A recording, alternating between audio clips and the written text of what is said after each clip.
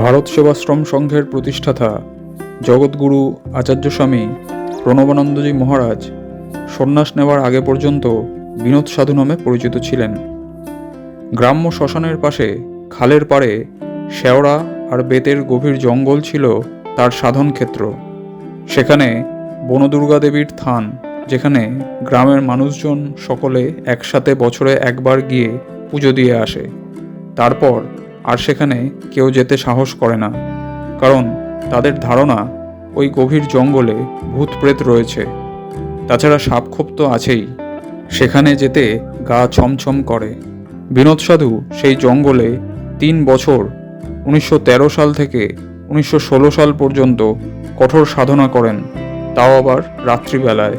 তিনি সংকল্পে দৃঢ়, প্রতিজ্ঞায় অবিচল, কঠোর সাধনার দ্বারা উপলব্ধি করলেন সেই পরম সত্যকে।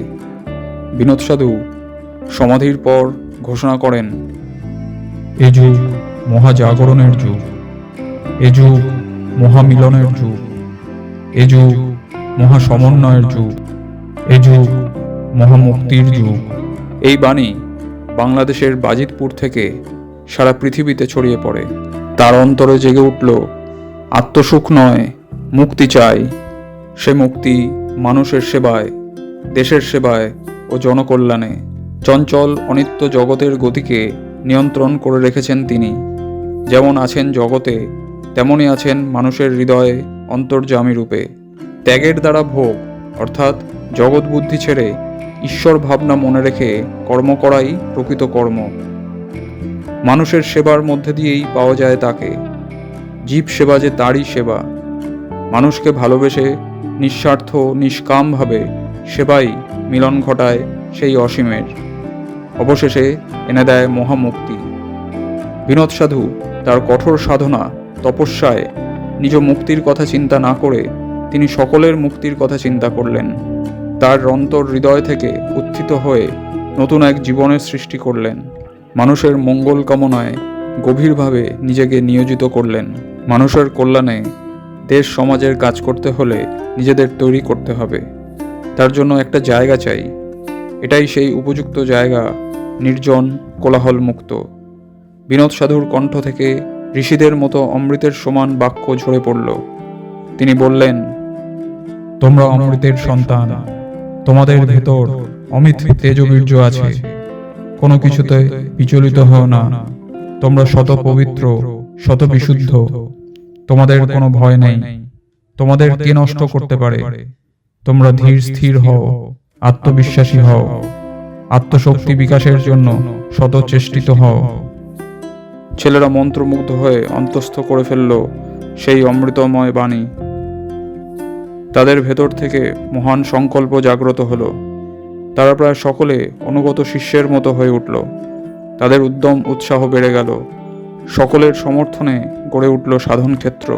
সাধুর কথায় যাদের ভেতর সন্দেহ সংশয় জেগেছিল, একটি স্বপ্নের মধ্যে দিয়ে সেই সমস্ত সন্দেহ সংশয় দূর হয়ে গেল। এক ভক্ত ঘুমের মধ্যে দেখে অপরূপা সুন্দরী এক বৃদ্ধা নারী মূর্তি। তিনি শান্ত, স্নিগ্ধ অথচ দৃঢ় কণ্ঠে বলতে লাগলেন, সাধু যা বলে তোরা তাই কর। সাধুর কথায় কোনো সন্দেহ করিস না। সাধুর সাধনার প্রভাবে একদিন এই জায়গা তীর্থে রূপান্তরিত হবে। সাধুকে সাধারণ মানুষ ভাবিস না, সে এক অবতার পুরুষ রূপে জন্ম নিয়েছে। এরপরেও কিছু সংশয় থেকেই যায়। তাই সে জিজ্ঞাসা করে, মা, আপনি কে? বৃদ্ধা রমণী মৃদু হেসে বলেন, আমি এই ক্ষেত্রের অধিষ্ঠাত্রী দেবী বনদুর্গা। আমি সাধুর লীলা দেখব বলে এখানে অপেক্ষা করছি। তোরা সংশয় সন্দেহ হতে মুক্ত হয়ে নিশ্চিন্ত মনে সাধুর কথা মতো কাজ করে যা, তবেই তোরাও ওই লীলার অংশীদার হয়ে উঠবি। দেবী স্বপ্নের মধ্যে থেকে মিলিয়ে যান। ঘুম থেকে উঠে সেই ভক্ত সোজা বিনোদ সাধুর কাছে গিয়ে উপস্থিত হয়। সাধুকে সমস্ত ঘটনা বলতে লাগলো। তখন অন্য আর সকলে উপস্থিত হয়ে স্বপ্নের সব ঘটনা শুনল। সাধুর প্রতি তাদের শ্রদ্ধা ভক্তি বেড়ে গেল। বিনোদ সাধু ভক্তকে অভয় আশীর্বাদ বাক্যে সান্ত্বনা দান করলেন। এরপর সাধুকে সামনে রেখে দিনের পর দিন চলতে থাকলো সাধন, ভজন, কীর্তন।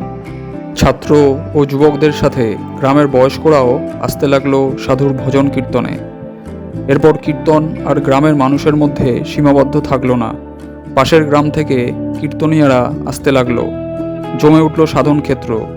যে একবার আসে বিনোদ সাধুর কীর্তনে সে আর ভুলতে পারে না।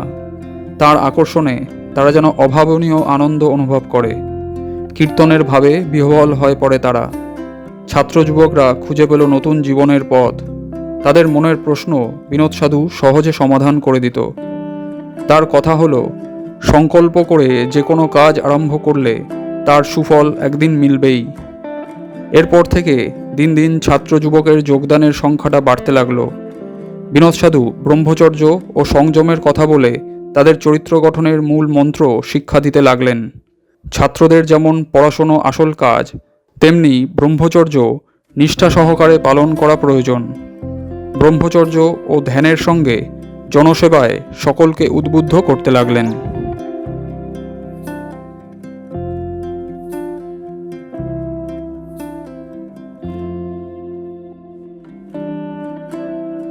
রাসবিহারী চক্রবর্তী ছিলেন একজন দরিদ্র ব্রাহ্মণ সন্তান। ওনার জ্যেষ্ঠ ও কনিষ্ঠ ভ্রাতার কুলগুরুর কাছে দীক্ষিত হলেন, অথচ ওনার একান্ত বিশ্বাস ছিল সিদ্ধ সমাহিত মহাপুরুষের কাছে দীক্ষালাভ না হলে কুলগুরুর কাছে মন্ত্রগ্রহণে কোনো লাভ হবে না। সেই কারণে উনি গুরুর সন্ধান করতে লাগলেন। এমন সময় শ্রী শ্রী ভোলানন্দ গিরি মহারাজের খোঁজ পেলেন। গিরি মহারাজ বরিশাল টাউনে উপস্থিত আছেন। রাসবিহারী চক্রবর্তী মহাশয় একজন বন্ধুকে সাথে নিয়ে পায়ে হেঁটে বরিশালের উদ্দেশ্যে রওনা দিলেন। অথচ ওনার সেই যাত্রা বিফল হল।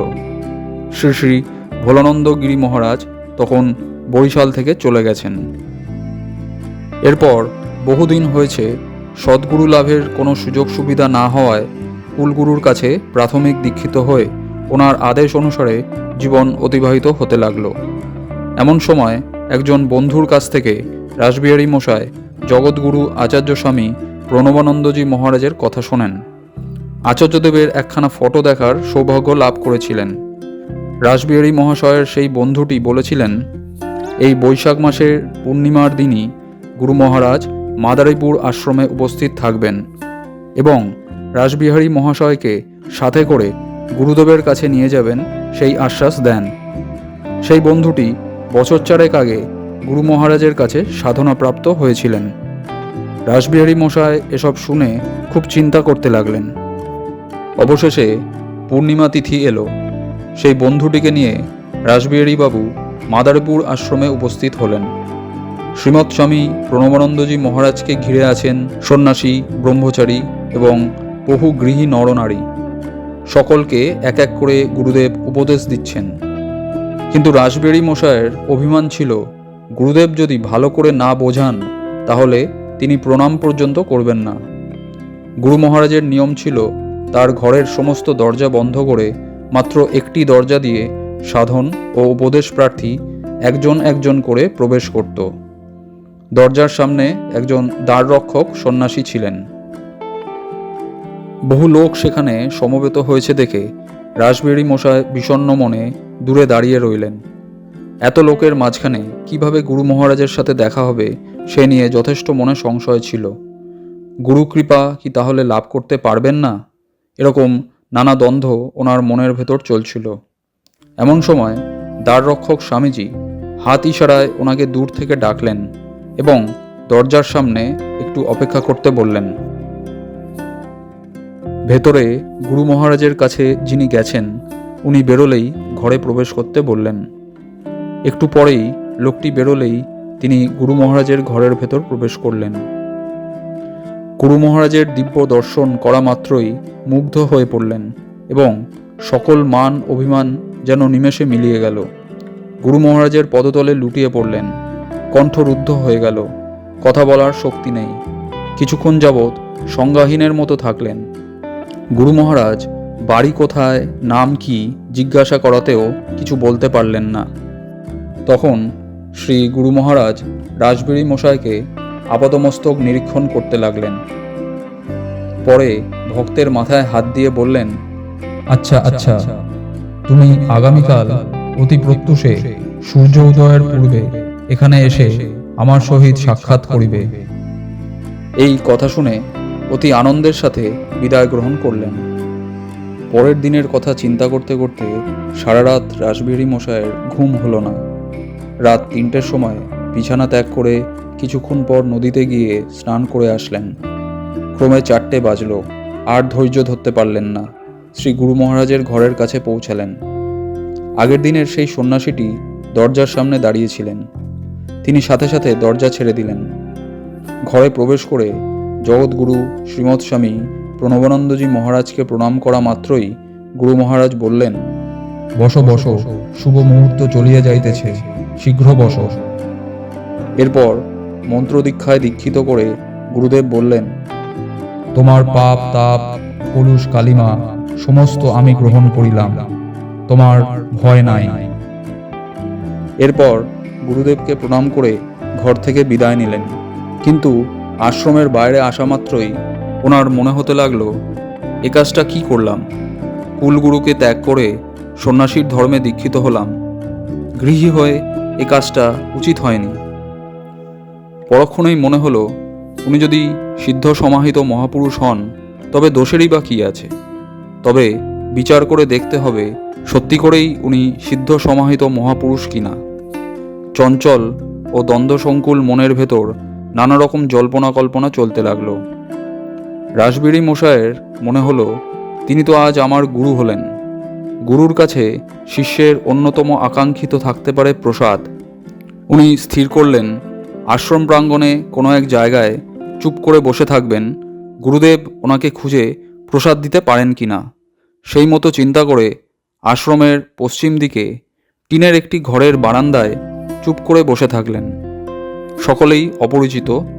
বেলা 12টা বাজল, 1টা বাজল, বেলা 2টো বাজল। ওনার তখনও কেউ খোঁজ খবর নিল না। ওই সময় বাইরে হোটেলে গিয়েও ভাত পাওয়া যাবে না। তখন ওনার মনে হলো, সবই মিথ্যা, সবই ফাঁকা। এদিকে আশ্রমের সকল সন্ন্যাসী ব্রহ্মচারীদের খাওয়ার পর্ব শেষ। রাসবিহারী মহাশয় মনের দুঃখে অভিমানে সেই জায়গা ছেড়ে বেরিয়ে আসলেন। এমন সময় হঠাৎ এক সন্ন্যাসী তাকে ডেকে বললেন, আসুন, আপনি খেতে আসুন। এরপর রাসবিহারী বাবুর প্রশ্নের উত্তরে সেই সন্ন্যাসী জানান, গুরু মহারাজ ওনাকে প্রসাদ গ্রহণ করার কথা বলেছেন। শুনে রাসবিহারী মশাই অবাক। তার আনন্দের সীমা রইল না। আহারের স্থানে গিয়ে দেখলেন শ্রী গুরু মহারাজ দাঁড়িয়ে আছেন। একখানা থালায় আগে থেকেই প্রসাদ রাখা ছিল।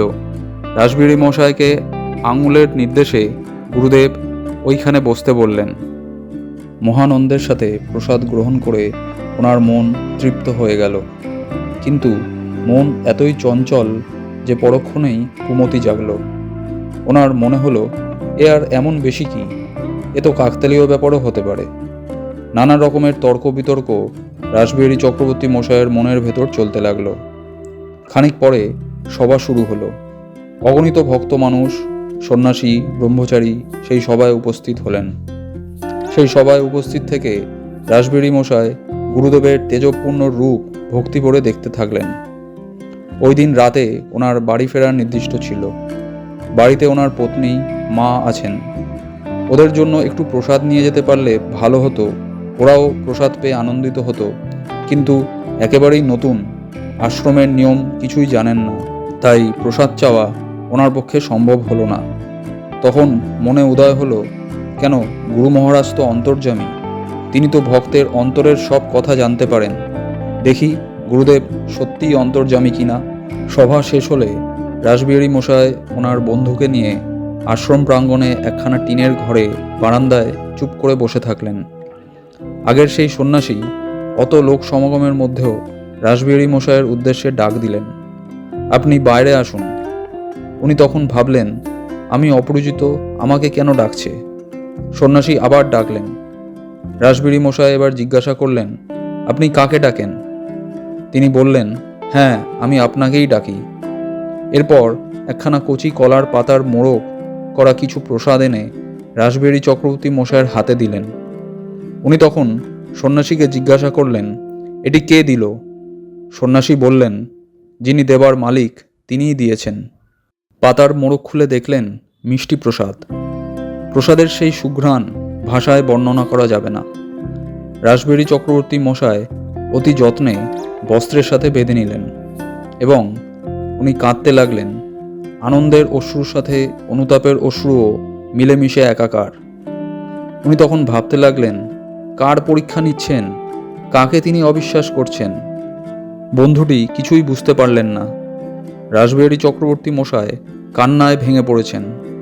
বন্ধুটি তাকে একটু সুস্থ করে জিজ্ঞাসা করায় উনি গুরুদেবের লীলা প্রসঙ্গ সমস্ত খুলে বললেন। গুরুদেব যে সত্যিই অন্তর্যামী সে বিষয়ে আর কোনো সংশয় থাকল না।